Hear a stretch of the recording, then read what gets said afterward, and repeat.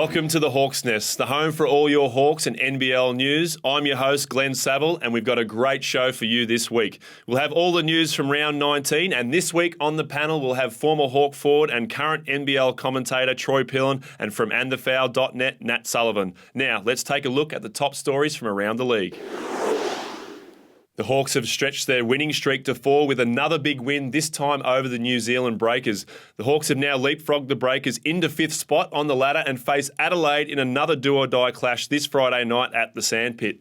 Meanwhile, Kevin Tiggs watched from the sideline on Friday night after having emergency knee surgery 2 days before the game. The swingman wanted to play on and forego the operation, but doctors insisted the cartilage be repaired immediately. Hawks officials are hoping Tiggs will be back in 2 weeks, which means no replacement will be sought after. The Sydney Kings have been forced to find a replacement following the sudden departure of Charles Camus for family reasons. Camus has been quickly replaced by point guard Jesse Sanders, who was cut by the Kings in November to make way for Sam Young. Sanders' return now allows all those armchair coaches out there to find out whether the Kings dropped the right import in the first place. Townsville guard Josh Pace was absent from Townsville's 90-83 win over the Kings on Saturday night after serving the first of 3-game suspension for drink driving. Pace blew more than double the legal limit after crashing his car and will face court on March 7. Back with the Hawks, and this week the boys take on the Adelaide 36ers at home. And remember that tickets for adults are just $15, $10 for kids and $40 for family passes. Now, let's have a look at the results from round 19 and the ladder standings with only 4 rounds to go.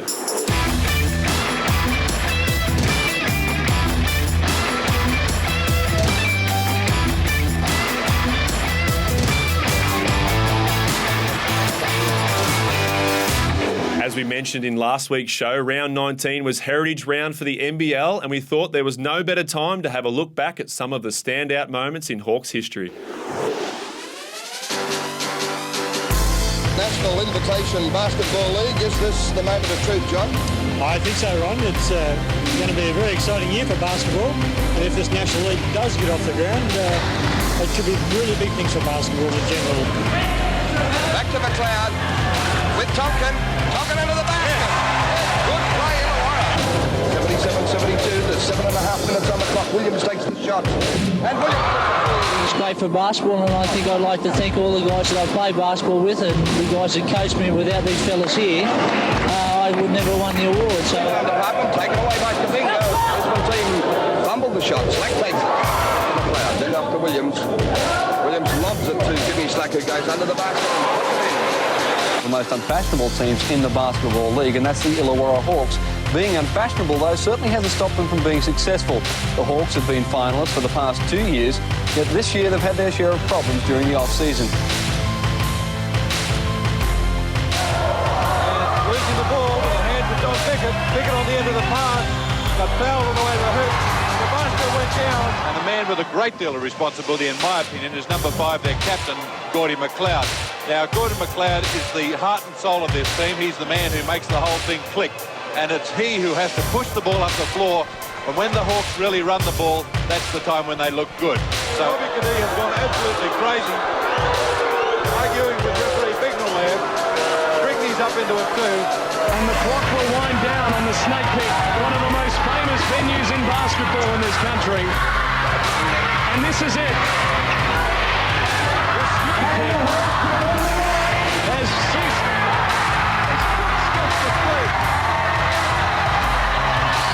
That's the most fitting of finishes. Nothing like the atmosphere at the Snake Pit.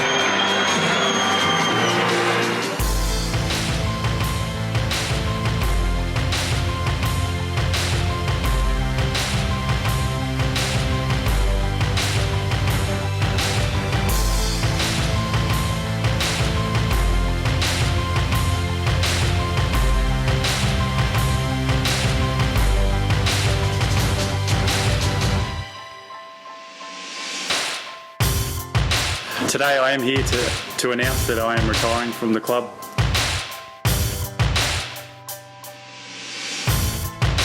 Early in the year I had made my mind up that this was going to be my last season. Unfortunately, the knee injury has brought forward my retirement in the game.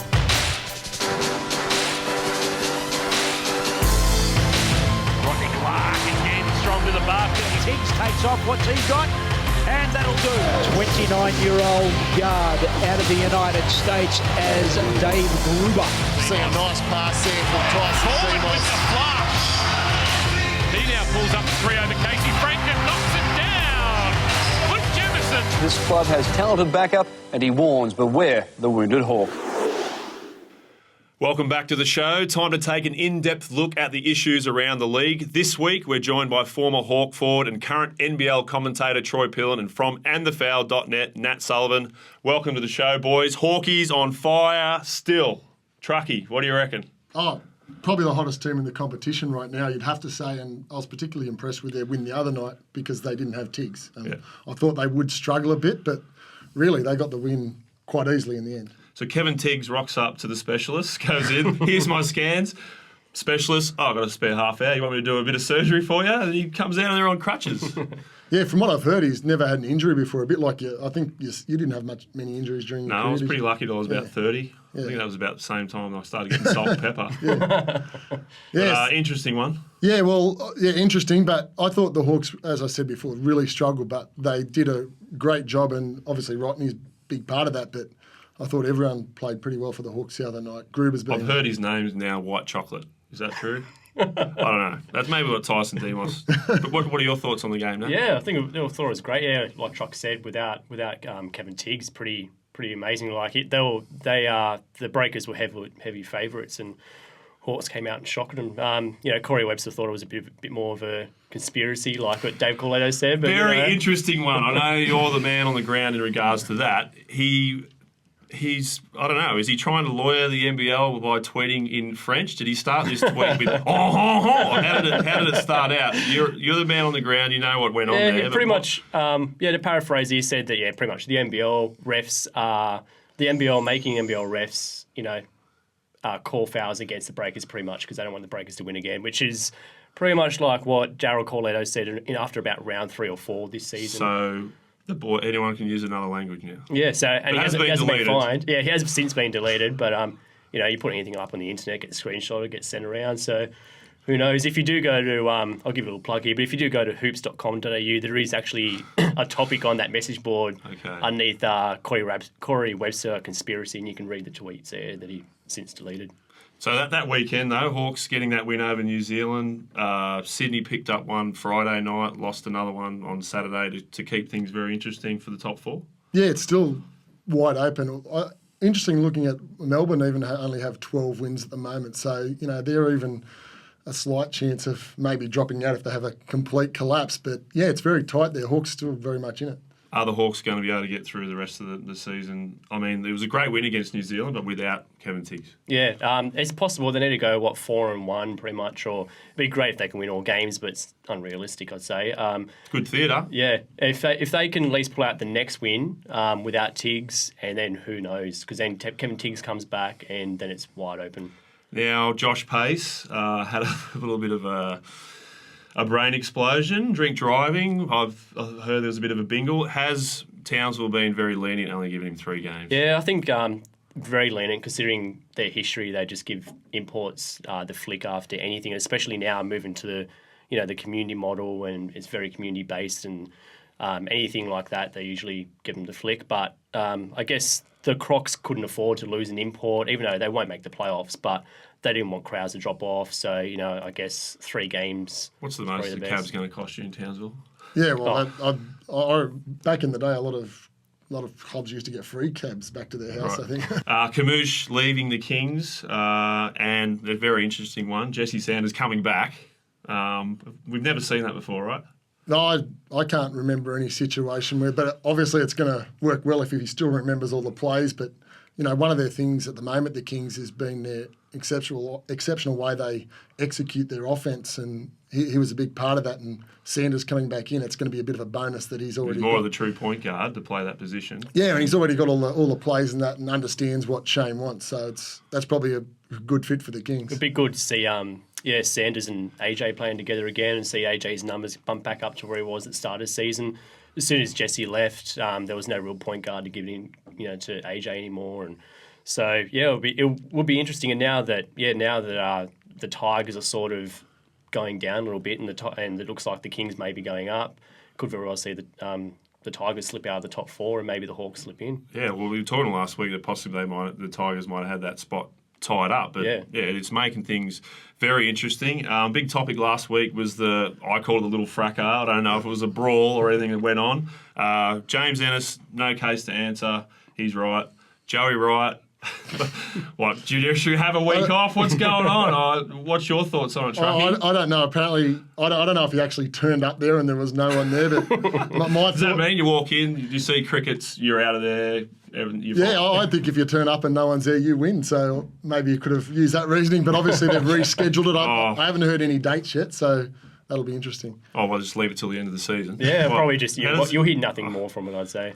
You reckon? I reckon at the end of the season they'll say, "Oh yeah, you got a suspended sentence," and get undisclosed free amount. cheeseburgers. Yeah, free cheeseburgers. Free cheeseburgers. Oh, okay.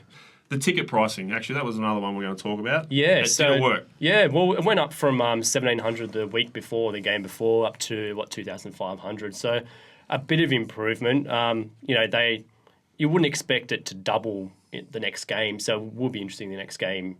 I believe it's this weekend, to see if again they can add on maybe another 500 more people. If that's the case, bumping it up from 1,700 to 3,000 and above in 2 games, I think that should be a good enough indication. They've been playing some great basketball, in this town. Surely things start to get rolling and they start seeing success. We've got to see more bums on seats, right? Yeah, well, I think the ticket pricing did have an effect. We've seen I heard a lot of people in the community talking about it. You've seen it in the paper every day, $10 tickets for kids and things like that. So it obviously had an effect, and with the realisation that the Hawks are now a legitimate chance at the playoffs, I think hopefully this week they'll get that 3,000 plus. And the Hawks three-quarter time entertainment was pretty spectacular. Did anyone see me shoot some three-pointers? Anyone see that? Watching you hit 1 from 10. Did you see the people in the boxes? They all put crash helmets on. I was trying to Matt Campbell reckons he made 7 shots at the other end. I made 1. Oh, he took 7. The person they pulled out of the crowd made 1, so we were even. Well, I was actually talking to Matt yesterday, and he was analysing his shot. Reckons he still got it. So. Once a shooter, always a shooter. What do you reckon? Yeah. I can't talk Mine's about completely that. gone down the top. Yeah, we're both swingmen. Thanks for coming on the show, boys. Great panel. Catch you next week. That's our show. Don't forget to grab your tickets to watch the Hawks make it 5 in a row against the Adelaide 36ers this Friday night. Tickets are just $15 for adults, $10 for kids and $40 for a family pass. Get your tickets at tickettech.com.au or at hawks.com.au. We'll be back with a new episode next week. Don't forget to follow us on Facebook and Twitter. I'm Glenn Saville and you've been watching The Hawks Nest. We'll see you next time.